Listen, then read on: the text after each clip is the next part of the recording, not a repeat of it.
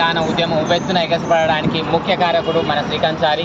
ఆ రోజు తెలంగాణ ఉద్యమం ఎక్కడ సమసిపోతుందో అనేటటువంటి ఒక సందేహంతో తన మీద తాను పెట్రోల్ పోసుకొని నిప్పంటించుకున్నటువంటి సందర్భం, ఆ సంఘటన ఇంకా ఎవరు కూడా 15 సంవత్సరాలు ఎవరు కూడా మర్చిపోలేము.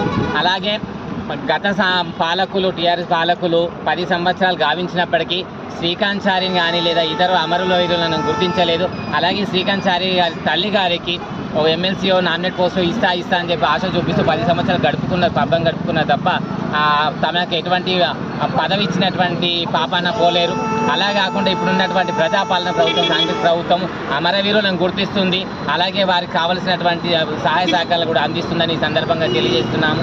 అలాగే శ్రీకాంత్ చారి గారి సూచనల మేరకు, ఆయనటువంటి తపన మేరకు ఇప్పుడున్నటువంటి అందరూ కూడా బీసీ సపన్న వర్గాలు అందరూ కూడా ఆయన ఆశయాలను పుణికిపుచ్చుకొని సమాజానికి ఎవరు వారు కొంత సహాయం చేయాలని ఈ సందర్భంగా